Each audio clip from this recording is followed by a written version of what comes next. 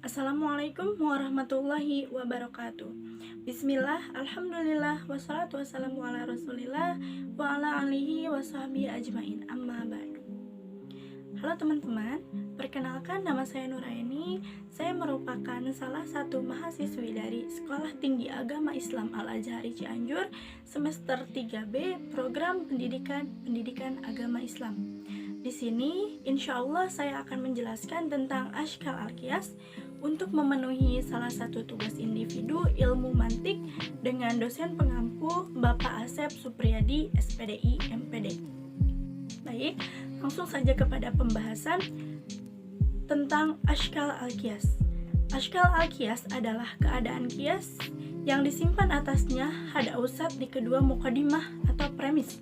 Maksudnya adalah keadaan letak atau posisi hada usat di kedua mukadimah, baik mukadimah kubro maupun mukadimah sugro. Tentunya letak hada usat di kedua mukadimah itu berbeda-beda. Kadang menjadi maudu dan kadang juga menjadi mahmul di kedua mukadimah, kadang menjadi maudu pada salah satu mukadimah dan kadang-kadang juga menjadi mahmul di salah satu mukadimah tersebut. Setelah kita memahami bahwa Ashkal Al-Qiyas adalah keadaan letak atau posisi hada usat di kedua mukadimah tersebut, maka akan muncullah yang disebut dengan syakal. Ada 4 syakal. Syakal pertama yaitu apabila hada usat menjadi mahmul dalam mukadimah sugro dan menjadi maudu dalam mukadimah kubro. Jadi hada usat di sini menjadi mahmul dalam mukadimah sugro dan menjadi maudu dalam mukadimah kubro. Contohnya seperti semua tumbuh-tumbuhan berkembang. Semua yang berkembang membutuhkan makanan. Dilihat di sini pengulangan hada usatnya bahwa dalam mukadimah sugro hada usat menjadi mahmul dan dalam mukadimah kubro hada usat menjadi maudu. Kata berkembang di sini yang menjadi hada usat ya. Jadi dapat disimpulkan bahwa semua tumbuh-tumbuhan membutuhkan makanan. Dapat dirumuskan A sama dengan B, B sama dengan C, maka A sama dengan C. Berikutnya, syakal yang kedua yaitu apabila hada usat menjadi mahmul pada mukadimah sugro dan mukadimah kubro. Jadi, hada usatnya itu menjadi mahmul di kedua mukadimah tersebut. Contohnya, tiap-tiap burung mempunyai sayap. Tidak ada satupun kambing mempunyai sayap.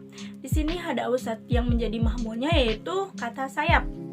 Maka dapat disimpulkan tidak ada satupun kambing dengan burung.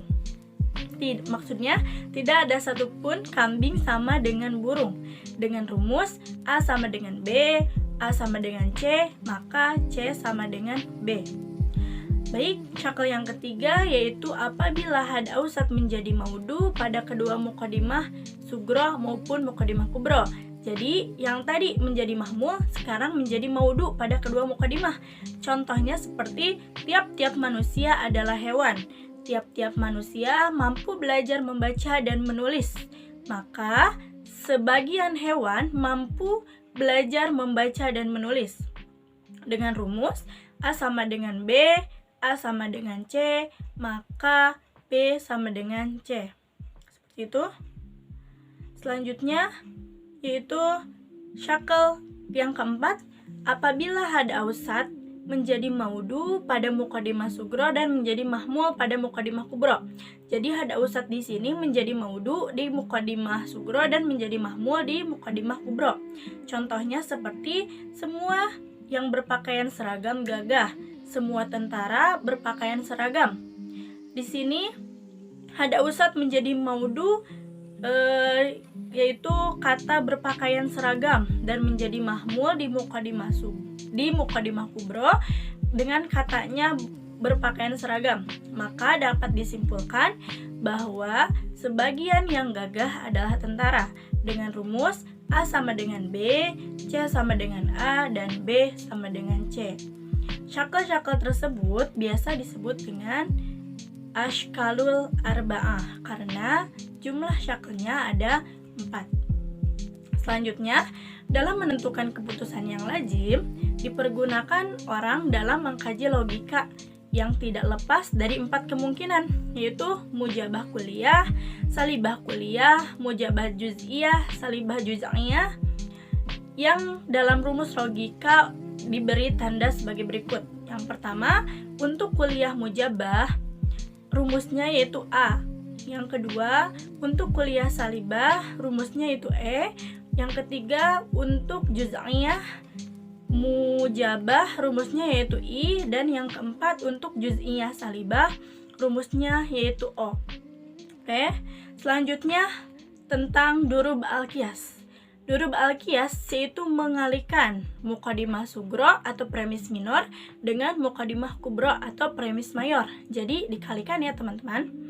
Menurut akal, setiap syakl mempunyai 16 dorob. Jumlah ini merupakan hasil perkalian muqaddimah sugro dan muqaddimah kubro. Jadi, di setiap syakl itu mempunyai 4 dorob, yang kemudian masing-masing 4 tersebut dikalikan 4, jadilah 16. Nah, jika tiap syakl mempunyai 16 dorob, sedangkan semuanya ada 4 syakl, maka jumlah seluruhnya adalah 16 dikali 4, jadi 64 dorob. Tapi jumlah tersebut tidak semuanya mengeluarkan natijah yang sahih. Natijah itu kesimpulan yang sahih. Syakl yang bisa mengeluarkan natijah yang sahih ialah syakl yang memenuhi syarat dipandang dari segi kualitas dan kuantitasnya, atau kam dan kaifnya. Oke, syakl pertama disyaratkan untuk syakl pertama ini supaya natijah sahih ialah harus memenuhi 2 syarat, yaitu muqaddimah sugro harus mujabah dan muqaddimah kubronya harus kuliah. Jadi syarat dalam syakl pertama ini muqaddimah sugronya harus mujabah dan muqaddimah kubronya harus kuliah. Adapun yang dapat mengeluarkan natijah yang sahih dari syakl pertama ini hanya 4 dorob, yaitu yang pertama kuliah mujabah pada muqaddimah sugro, kuliah mujabah pada muqaddimah kubro, maka natijahnya adalah kuliah mujabah. Yang kedua, kuliah mujabah pada muqaddimah sugro dan kuliah salibah pada muqaddimah kubro, maka natijahnya adalah kuliah salibah. Yang ketiga, juz'iyah mujabah pada muqaddimah sugro, kuliah mujabah pada muqaddimah kubro, maka natijahnya adalah juz'iyah mujabah. Dan yang terakhir, mujabah juz'iyah pada muqaddimah sugro, kuliah salibah pada muqaddimah kubro, maka natijahnya adalah juz'iyah salibah. Contohnya seperti tiap-tiap kerbau ialah hewan. Tidak ada satupun kerbau itu termasuk tumbuh-tumbuhan, maka natijahnya adalah tidak ada satupun kerbau itu termasuk tumbuh-tumbuhan.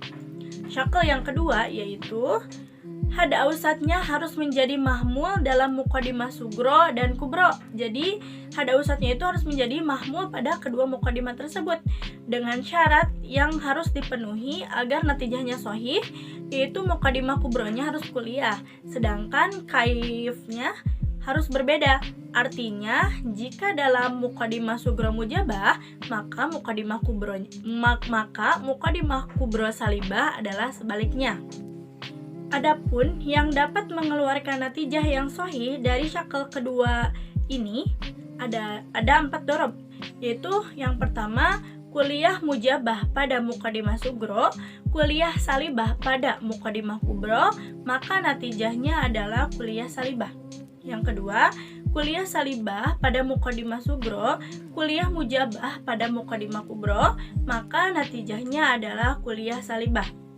Yang ketiga, juz'iyah mujabah pada muqaddimah sugro, kuliah salibah pada muqaddimah kubro, maka natijahnya adalah juz'iyah salibah. Dan yang terakhir, juz'iyah salibah pada muqaddimah sugro, kuliah mujabah pada muqaddimah kubro, maka natijahnya adalah juz'iyah salibah. Contohnya seperti tidak ada satupun orang sombong disenangi, setiap orang tawadu disenangi, maka natijahnya adalah tidak satupun orang sombong sama dengan orang tawadu. Syakl ketiga Syakal ketiga ini, had ausatnya harus menjadi maudu pada kedua muqaddimah, baik itu muqaddimah kubro maupun muqaddimah sugro, dengan syarat-syarat yang harus dipenuhi agar natijahnya sahih ialah muqaddimah sugronya harus mujabah dan salah satu dari muqaddimah tersebut harus kuliah. Adapun yang dapat mengeluarkan natijah yang sahih dalam syakal ini ada 6 dorob. Yang pertama ada kuliah mujabah pada muqaddimah sugro, kuliah mujabah pada muqaddimah kubro, maka natijahnya adalah juz'iyah mujabah. Yang kedua, kuliah mujabah pada muqaddimah sugro, kuliah salibah pada muqaddimah kubro, maka natijahnya adalah juz'iyah salibah. Yang ketiga, juz'iyah mujabah pada muqaddimah sugro, kuliah mujabah pada muqaddimah kubro, maka natijahnya adalah juz'iyah mujabah. Yang keempat, kuliah mujabah pada muqaddimah sugro, juz'iyah mujabah pada muqaddimah kubro, maka natijahnya adalah juz'iyah mujabah.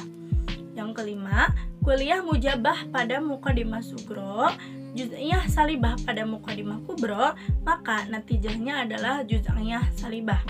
Yang keenam, juz'iyah mujabah pada muqaddimah sugro, kuliah salibah pada muqaddimah kubro, maka natijahnya adalah juz'iyah salibah. Contohnya seperti setiap emas adalah logam, setiap emas harganya mahal, maka natijahnya adalah setiap logam harganya mahal. Syakal yang keempat yaitu bahwa had ausatnya itu harus menjadi maudu pada muqaddimah sugro dan menjadi mahmul pada muqaddimah kubro, dengan syarat yang harus dipenuhi agar natijahnya sahih ialah tidak boleh berkumpul dua kisah, yaitu salibah dan juz'iyah dalam dua muqaddimah.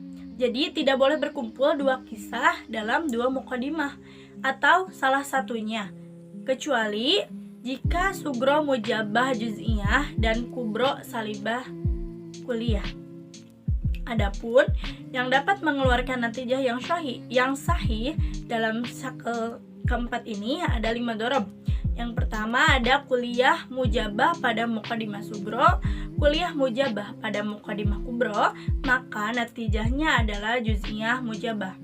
Yang kedua, kuliah mujabah pada muqaddimah sugro, juz'iyah mujabah pada muqaddimah kubro, maka natijahnya adalah juz'iyah mujabah. Yang ketiga, kuliah salibah pada muqaddimah sugro, kuliah mujabah pada muqaddimah kubro, maka natijahnya adalah kuliah salibah. Yang keempat, kuliah mujabah pada muqaddimah sugro, kuliah salibah pada muqaddimah kubro, maka natijahnya adalah kuliah salibah. Yang kelima, juz'iyah mujabah pada muqaddimah sugro, kuliah salibah pada muqaddimah kubro, maka natijahnya adalah kuliah salibah.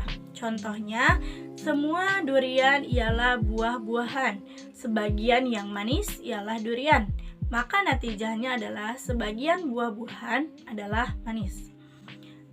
Berikutnya ada kias iktirani syarti. Kias iktirani syarti adalah kias yang mengandung beberapa qad'iyah syartiyah, dan ini mempunyai 5 bagian. Jadi kias iktirani syarti ini ada 5 bagian. Yang pertama, kias yang tersusun dari 2 qad'iyah, yaitu syartiyah mutasilah. Yang kedua, kias yang tersusun dari 2 qad'iyah syartiyah munfasilah. Yang ketiga, kias yang tersusun dari qad'iyah syartiyah mutasilah dan qad'iyah syartiyah munfasilah. Yang keempat yaitu kias yang tersusun dari qad'iyah syartiyah mutasilah dan hamliyah. Dan yang kelima, kias yang tersusun dari qad'iyah syartiyah munfasilah dan hamimiyah. Selanjutnya ada kesalahan dalam kias. Di sini ada 2 kategori ya. 2 sifat kesalahan, yaitu ada syuriyah dan ada madiyah. Yang pertama, kesalahan yang bersifat syuriyah, bahwa had ausat pada kias itu mushtarok lafadznya dan dipakai pada salah satu dari kedua muqaddimah tersebut dalam arti yang berbeda. Berikutnya, had ausat dan had askor menggunakan 2 nama sinonim. Berikutnya, mengambil kesimpulan atau natijah kuliah mujabah atau kuliah salibah dari syakl ketiga. Yang berikutnya, menarik kesimpulan atau natijah mujabah kuliah atau mujabah juz'iyah dari syakl yang kedua tadi. Berikutnya, menarik kesimpulan ain al-muqaddam berdasarkan atas pengacuan ain al-tali. Yang kedua yaitu kesalahan yang bersifat madiyah. Ada beberapa kesalahan yang bersifat madiyah. Yang pertama, menetapkan setiap satuan untuk menetapkan bagi satuan yang khusus dalam keadaan yang khusus. Yang kedua, menetapkan suatu keadaan yang khusus terhadap hukum yang ditetapkan kepadanya secara umum. Selanjutnya, menetapkan sesuatu secara umum terhadap hukum yang ditetapkan kepadanya dalam keadaan khusus. Berikutnya, menjadikan apa yang ada pada prinsipnya ke tempat apa yang ada pada kenyataannya. Jadi menjadikan apa yang ada pada prinsipnya ke tempat apa yang ada pada kenyataannya. Selanjutnya itu memberikan kepada jenis hukum nau. Memberikan kepada jenis hukum nau. Jadi jenis itu diberikan hukum nau. Yang terakhir yaitu berpegang pada apa yang masyhur. Ada juga sebab-sebab terjadinya kesalahan. Yang pertama yaitu terburu-buru dalam menetapkan keputusan. Yang kedua, mudah percaya. Yang ketiga, berpihak pada satu pendapat. Yang keempat, pengaruh adat. Yang kelima, kecenderungan dan syahwat. Dan yang terakhir, senang berselisih dan senang keindahan. Itu saja pemaparan dari saya. Mohon maaf atas segala kekurangannya. Wallahul muwaffiq ila aqwamit thoriq. Ungzur maqala wala tangzur man qala. Assalamualaikum warahmatullahi wabarakatuh.